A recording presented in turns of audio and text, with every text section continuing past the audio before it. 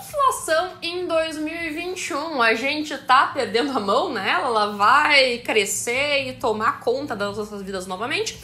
Nesse vídeo.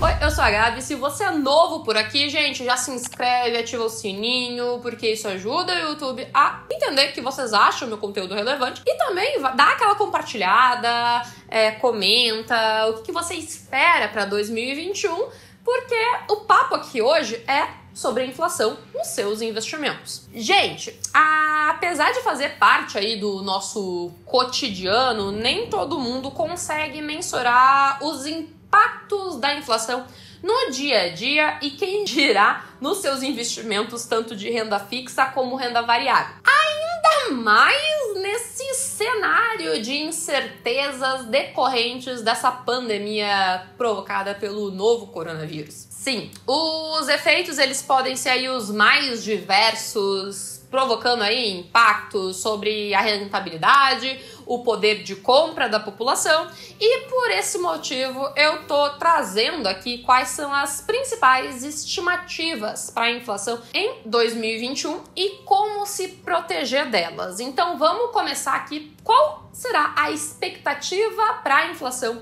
em 2021? Antes de te dar uma resposta, você vai dizer que é papo de economista, né?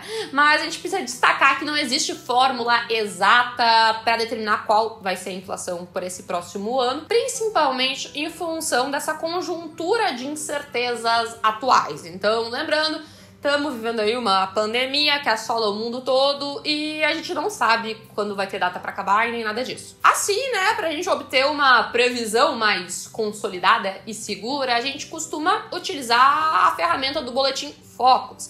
Esse é o boletim divulgado pelo Banco Central que reúne aí as principais expectativas do mercado acerca de várias variáveis econômicas. Eu já fiz um vídeo explicando tudo sobre o Boletim Focus, eu vou deixar aqui em cima para vocês dar uma olhadinha se vocês quiserem entender um pouquinho mais. Mas a gente vai pensar aqui mais na questão de quais são as informações que eles dão pra gente. Pra você ter ideia, no desenrolar desse ano, as expectativas elas foram se alterando. Em janeiro de 2020, por exemplo, a previsão da inflação era de 3,6%. Entretanto, aí no decorrer do ano, uma série de acontecimentos foram acontecendo, né? Você já sabe bem, as estimativas baixaram até 3,25%. O Boletim Focus, ele pega aí a média dos agentes mais representativos do mercado que vão adaptando as suas estimativas ao longo de que os fatos vão acontecendo, ao longo de que cenários políticos e econômicos, tanto aqui dentro como lá fora,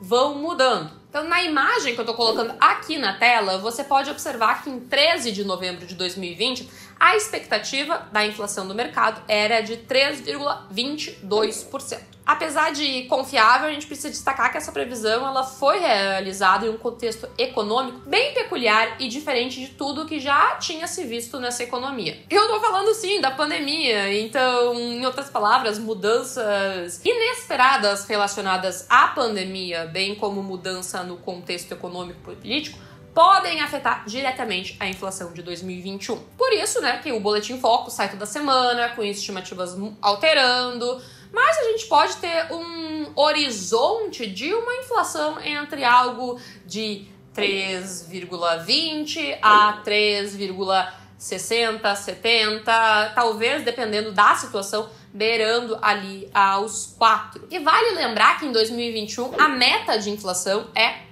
3,25%, podendo aí alterar 1,5 ponto percentual para cima ou para baixo. Então, digamos que a gente está dentro da meta. Vamos falar um pouco agora dos impactos. Em meio à pandemia provocada, né, pela expansão do coronavírus, traçar um cenário sobre perspectivas econômicas, gente, é bem nebuloso, tá? E quem sou eu para traçar isso aqui, algo determinístico? Eu vou dar um pouco das minhas ideias, visão, mas lembrando que, sabe, não é nada escrito em pedra, nem nada disso. Vamos lá, 2020 a gente teve muitas empresas sendo afetadas severamente por essa crise sanitária mundial. Muitas dessas empresas tiveram atividades paralisadas ou reduzidas, o desemprego aumentou e o consumo das famílias diminuiu. Vale lembrar que Os mais pobres, sim, foram os mais afetados. As empresas que mais sofreram são as micro e pequenas empresas, não tanto as grandes empresas. E para tentar amenizar todo esse tipo de impacto, muitas autoridades governamentais flexibilizaram a abertura do comércio. Isso acabou por levar um aumento de dados de pessoas contaminadas, estimulando medidas mais rigorosas de controle e os impactos ainda maiores sobre a economia. E, gente, isso entrou num círculo prejudicial. Não tô aqui defendendo ou criticando nenhuma medida, mas foi algo que aconteceu. A gente, lá em março, não tinha como imaginar tudo que poderia acontecer, nem o desenrolar de tudo isso. Mas agora, uma visão mais retrovisor, perspectiva, dá pra gente ver um pouquinho melhor. Diante de tudo isso, a gente vê muitos governos ao redor do mundo tendo medidas monetárias mesmo, colocando dinheiro da forma de auxílio emergencial para tentar fazer que as pessoas ficassem menos em casa e não saíssem e não ampliassem esse círculo de contaminação. Mas a gente vê que muitas pessoas precisam sair de casa em termos de vivermos num país pobre, e também muitas pessoas saíam de casa por não aguentar mais o isolamento. Acaba que a gente começa a ver indícios de uma segunda onda. Com tudo isso, a gente vê aí a mira da vacina como uma das únicas salvações para tentar frear esses impactos provocados pelo vírus e, com certeza, a gente pode dizer que isso vai ser aí o grande ponto, o grande processo de retomada de uma normalidade. Com tudo isso, a gente vê aí a mira da vacina como uma das únicas salvações para tentar frear esses impactos provocados pelo vírus e, com certeza, a gente pode dizer que isso vai ser aí o grande ponto, o grande processo de retomada de uma normalidade. Assim, a gente pode já dizer, né, que a vacina é uma importante ferramenta para a gente poder traçar, sim, uma perspectiva otimista para 2020. Indicadores já sugerem uma recuperação parcial da economia ao redor do mundo, porém a recomposição da renda e os demais programas do governo, eles vêm permitindo que a economia se recupere relativamente mais rápido que alguns outros países emergentes. Logo, a gente definir alguma coisa para 2021 sem ter maiores definições sobre a vacina e sobre uma aplicação dela no Brasil é dar um tiro no escuro. Agora, alguns fatores que podem afetar a inflação em 2021. A gente estima que após essa forte queda do PIB em 2020, esse indicador ele tem um desempenho melhor em 2021, né? Não dá para ser pior. E principalmente se tiver uma redução da pandemia com essa gradativa elevação de mobilidade e a volta progressiva aos padrões de consumos anteriores a esse isolamento social. Porém, aqui eu vou dar alguns outros fatores que também podem afetar a expectativa para essa conjuntura econômica de 2021, que eles são aceleração ou desaceleração do consumo, intensificação ou queda na produção, mudanças na balança comercial, alterações da taxa Selic, oscilações da taxa de câmbio. E a gente não pode deixar de destacar ainda que tem essas reformas do governo que devem ser aprovadas e isso vai impactar diretamente na perspectiva de um cenário econômico melhor. Isso a gente considerando aí contas públicas mais equilibradas para o longo prazo. Então, assim, a gente sabe que a alta generalizada dos preços, ela diminui o poder de compra da população ao longo do tempo. Logo, isso também não é algo muito interessante para o governo. Minha visão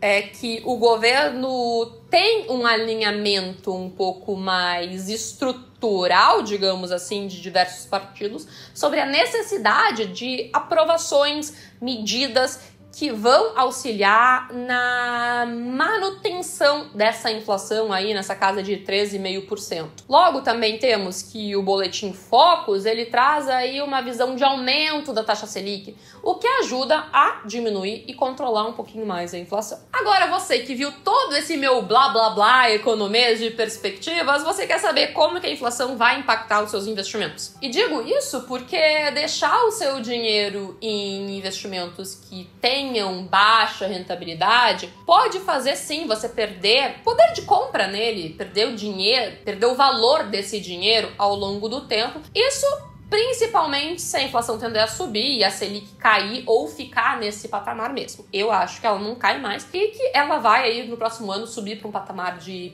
3, 4%. Assim, né, já falei, aplicar o seu dinheiro na poupança não é uma boa opção. Por mais que agora a gente vê o Tesouro Selic também não rendendo tanto, mas ele é atrelado diretamente à taxa Selic, o que nesse médio prazo pode não ser tão ruim. Da mesma forma que tanto o Tesouro Selic quanto a poupança tiveram rentabilidades menores em 2020, que provavelmente não serão o que vai ter em 2021. Para ter uma ideia, o rendimento médio da poupança em 2020 foi de 1,4% ao ano, ao passo que a inflação em média esperada foi de cerca de 2,65. Em outras palavras, esse cenário você literalmente perdeu dinheiro e se deixou o seu dinheiro parado, basicamente, na poupança, tendo uma rentabilidade, em termos reais, negativa.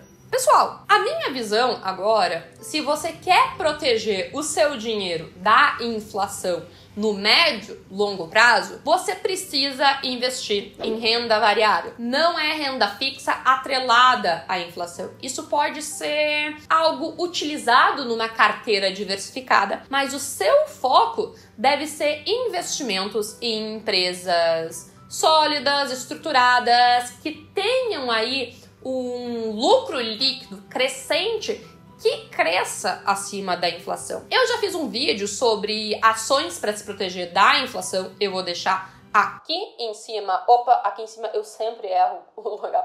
Aqui em cima para você dar uma olhada, porque uma carteira, claro, bem diversificada é o seu melhor protetor da inflação. Renda fixa? Sim, mas renda fixa atrelada a indicadores de inflação como Tesouro IPCA, debêntures que podem te pagar mais que isso ou até estarem atreladas a outros tipos de indicadores, fundos imobiliários que muitas vezes são reajustados, os seus aluguéis desses fundos imobiliários são reajustados a algum indicador de inflação ou pelo menos parcialmente com isso. Então você construindo uma carteira bem diversificada nesses tipos de investimento vai sim te proteger da inflação. Não deixa seu dinheiro parado na poupança ou simplesmente ele todo no Tesouro Selic. O Tesouro Selic é sim uma opção para sua reserva de emergência. Entendo que agora a gente teve momentos que o Tesouro Selic rendeu menos que a inflação, mas são momentos pontuais. No médio e longo prazo, ele vai tender a render um pouquinho como a Selic, render mais que a poupança, sim, e é o seu lugar para reserva de emergência. Beleza? Reserva de emergência. Pense nos seus investimentos como seu capital, o seu patrimônio. E para você manter isso, é uma carteira bem diversificada, com ações que te protegem da inflação, bons fundos imobiliários e renda fixa com uma visão de longo prazo. Beleza? Eu espero que você tenha gostado. Me conta aqui quais são os seus investimentos para te proteger da inflação. O que você espera? Como você está estruturando a sua estratégia para esse próximo ano? Eu vou ficar muito feliz em saber. Quero saber que tipo de conteúdos você quer que eu faça aqui no meu canal em 2021. Eu vou ficando por aqui. Um grande beijo e até a próxima.